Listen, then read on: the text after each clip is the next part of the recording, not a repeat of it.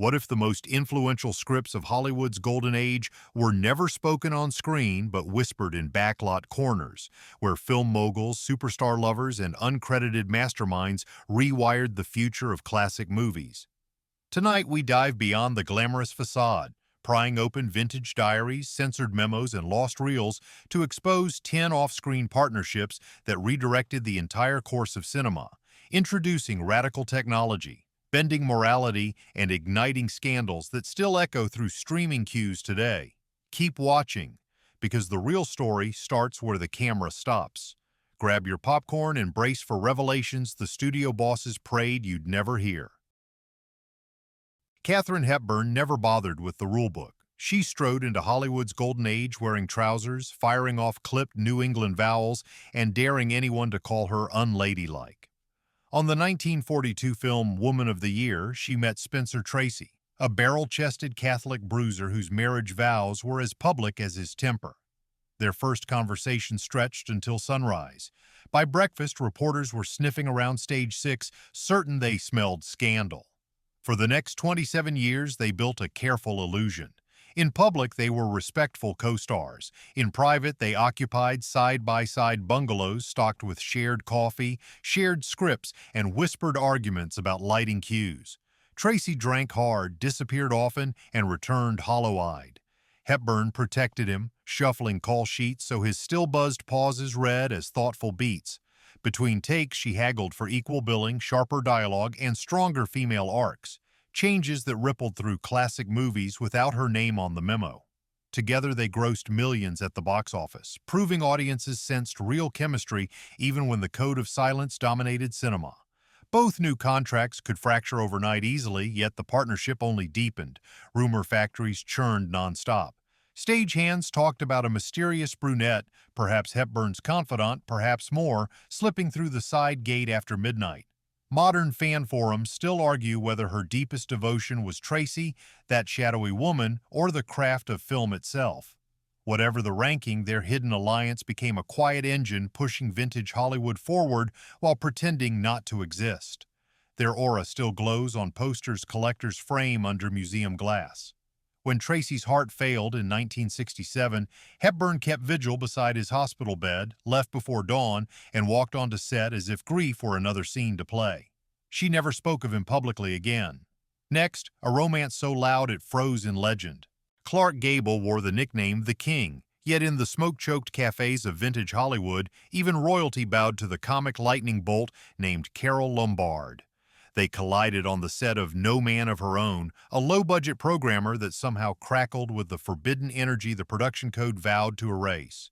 Both were married, both flirted recklessly, and both knew that in the early 1940s, cinema game adultery could still cripple a star. But danger only sharpened their pulse. Lombard bet him a truckload of hay he couldn't resist her pranks. Legend says the day he finally caved, they tore across Sunset Boulevard in matching convertibles, laughing like bandits while gossip columnists burned telephone lines coast to coast. Studio publicists spun a safer fairy tale once Clark's quickie Reno divorce cleared the decks. Their 1939 elopement played like a postcard from Hollywood's golden age.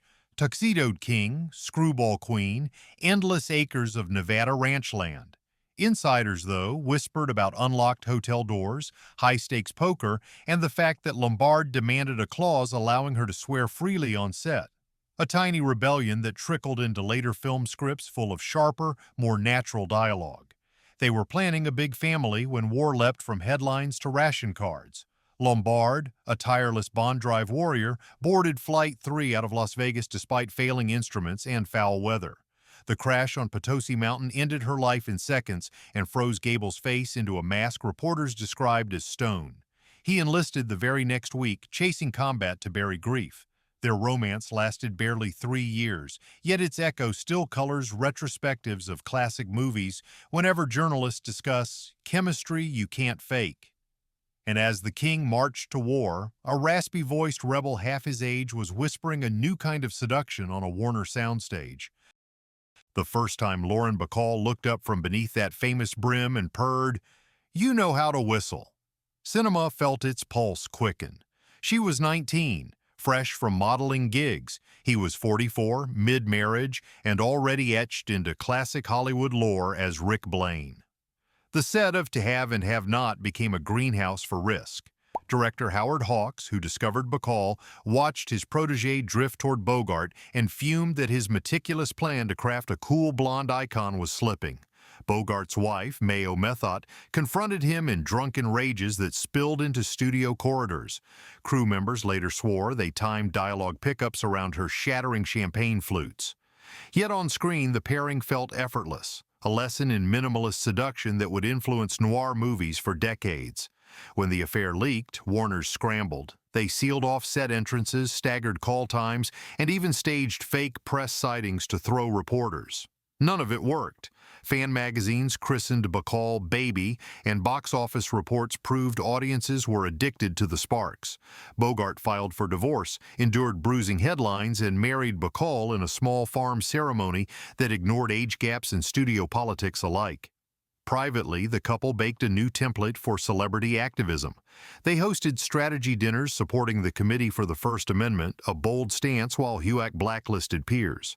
Recently unearthed love letters featured in the 2024 documentary Bogart, Life Comes in Flashes, reveal Bacall questioning whether her stalled roles were punishment for that defiance. Bogart replied that real power lives between takes, not in the take itself.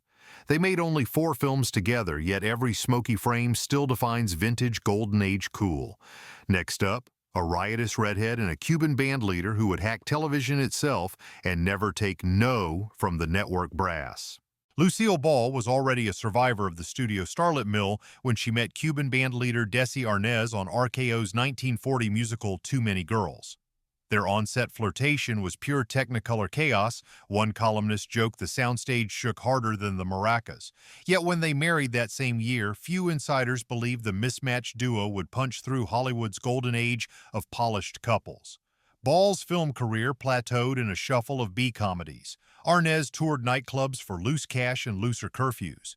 Instead of chasing prestige movies, they gambled on the brand-new glow of living room screens.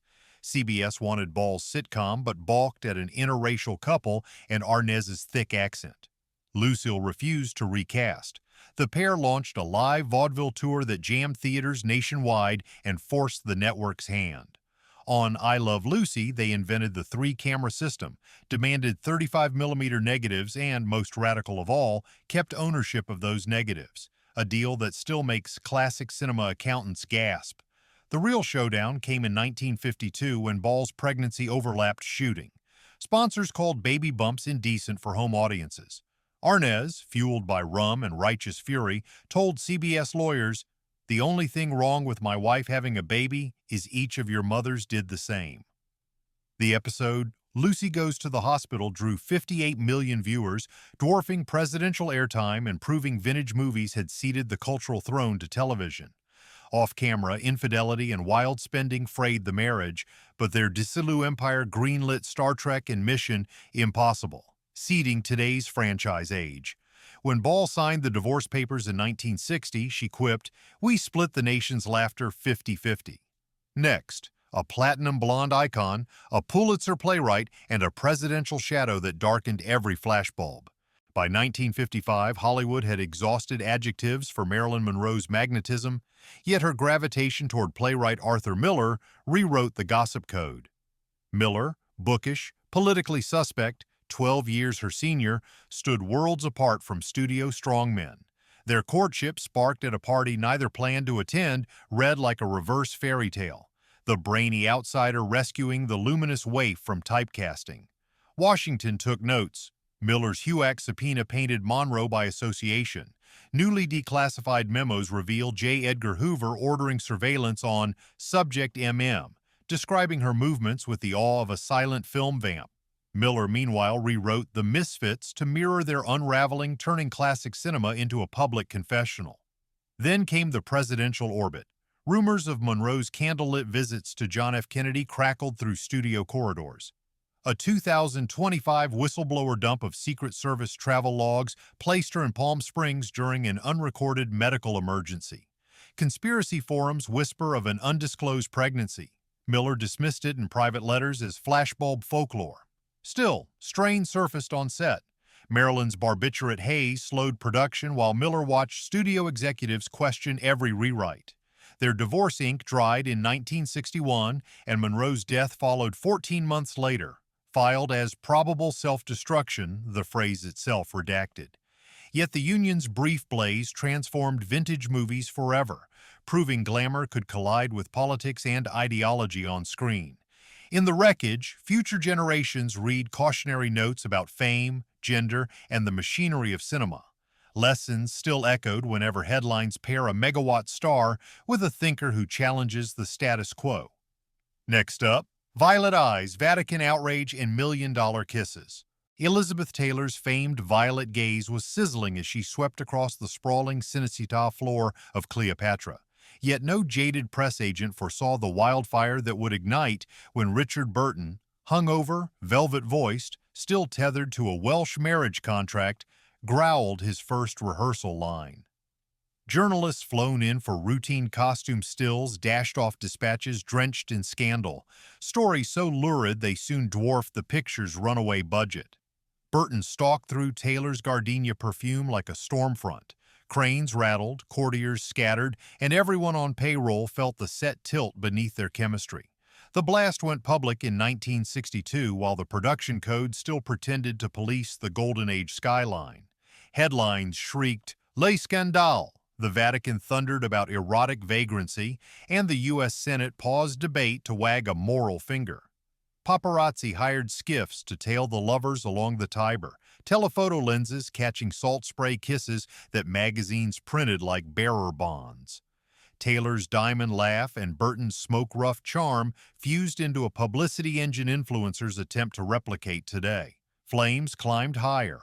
They married in 1964, divorced 10 years later, remarried for 9 breathless months, then split for good, leaving shards of baccarat glass, bruised telegrams, and a 69-carat Cartier diamond as archaeological remains. Their ferocious quarrels taught future movies to monetize dysfunction, while their twin Oscar assault for Who's Afraid of Virginia Woolf proved raw marital warfare could eclipse velvet gowns. Behind closed doors, Burton scrawled script notes to deepen her pathos. Taylor rang producers to demand residuals, smuggling new economics into classic cinema. A 2024 BBC documentary unearthed audio of Eddie Fisher waving a pistol outside their yacht, begging for Taylor's return. Burton, unruffled, offered champagne. They also pioneered location insurance riders after one row toppled a generator into the Nile. A footnote accountants still cite whenever blockbuster crews descend on distant shores, even today. Vivien Leigh floated into Laurence Olivier's life on an English sea spray breeze during the 1936 shoot of Fire Over England, and by the time the claxons of war began to howl, they had already promised each other immortality. Their chemistry crackled like high-voltage stage lighting. Both were married, both devoured Shakespeare like oxygen, and both believed the film world could never match the thrill of live verse delivered under hot footlights. Still, the lure of Hollywood money proved irresistible. Leigh clawed her way onto Selznick's shortlist and emerged as Scarlett O'Hara, the mascot of cinema's golden age. Olivier followed Rebecca, sinking into Maxime de Winter's gloom while privately rehearsing love letters at dawn. Their union, legalized in 1940, became Britain's answer to Gable and Lombard, royalty of classic movies with Buckingham accents. But charisma masked a darker duet. Leigh's undiagnosed bipolar disorder intensified in tropical heat while the couple entertained troops across North Africa. Olivier later wrote that he saw the horizon flicker inside her eyes. She would leap from ecstatic improvisation to days trapped beneath bedcovers, convinced the curtains breathed. Hospital visits multiplied, culminating in 1953 electroshock sessions after a nurse sold diary pages to Fleet Street.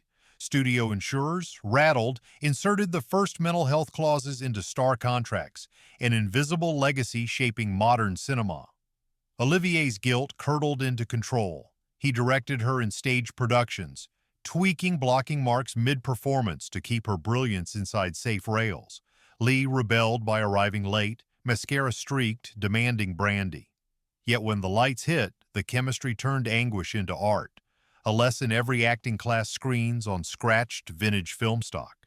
After tuberculosis and mania cracked the marriage in 1960, they exchanged farewell telegrams that read like fragmented verse. Lee died 7 years later, clutching a script of Antony and Cleopatra. Olivier, remarried, whispered he heard her rehearsal voice in Empty Wings. Next, an affair so public the U.S. Senate tried to legislate morality, only to watch box office numbers dance.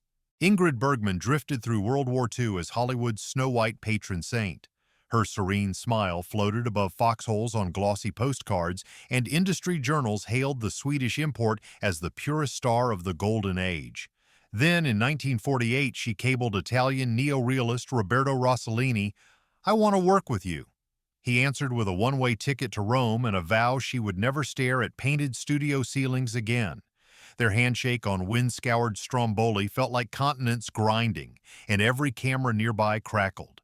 By sundown, whispers of an affair sprinted from the volcano to Variety's teletype, jolting the dream factory. The jolt soon took visible form, a swelling beneath Bergman's costume.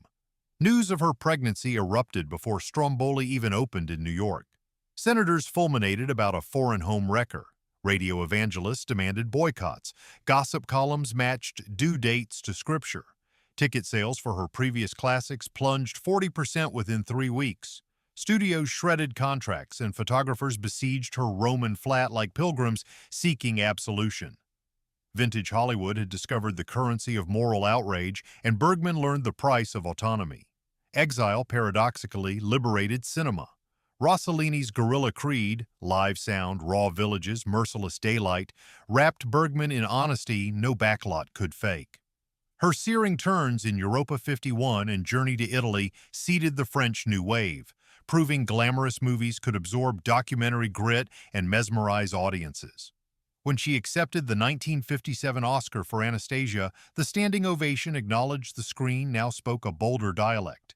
She later joked the scandal cost her 5 working years, but gave world film 5 fearless decades, inspiring directors from Truffaut to Scorsese to chase authenticity over polish for the screen. Frank Sinatra first noticed Ava Gardner during a smoky MGM poker game laced with gin and low-stakes envy. Yet their real collision came months later on a fog-silked Beverly Hills sidewalk. He whistled, she laughed, and someplace the fragile etiquette of vintage Hollywood cracked like a gull's egg. Both wore wedding rings, Sinatra for Nancy, Gardner for bandleader Artie Shaw, yet the pull was volcanic, rumbling beneath the manicured lawns of the so-called Golden Era. Within weeks, they were driving midnight loops along Mulholland, radio low, his velvet croon seeping from the dashboard while her bare feet tapped the windshield in time, a tableau no press agent could erase. The crooner's halo dimmed overnight. Record sales slipped, tour dates vanished, and Hedda Hopper blasted open letters branding Gardner the latest femme fatale. Studios whispered he was finished, proof heartthrobs wither when scandal eclipses spotlight. Gardner refused surrender. She stormed Columbia, dropped an F-bomb at Harry Cohn, and insisted Frank test for Maggio in From Here to Eternity. That single audition won him an Oscar and remains the benchmark comeback every classic film class dissects. Their private score was smashing glass. They brawled in hotel corridors, tore telegrams, and set distance records, flinging martini shakers across Beverly, Wilshire suites. Biographers claim Gardner belted him with a Baccarat ashtray. Sinatra threatened a razor-drowned swim in the tub. Between explosions, they invented pet names and swapped Spanish poetry, a mood swing mocking tidy cinema romances. Paparazzi staked out hideaways, birthing modern 24-hour tabloid warfare. By 1957, the lovers conceded combustion-beat commitment. They walked away scorched, but their blueprint lingers wherever headline-hungry movies glamorize love as danger, disaster, and damaged devotion. Alfred Hitchcock relished the persona of solitary mastermind, the rotund oracle who froze audiences with a sidelong glance. Yet every shiver the master induced was first measured by Alma Reville, the quick-witted editor he married in 1926 after they met splicing nitrate in a silent-era cutting room.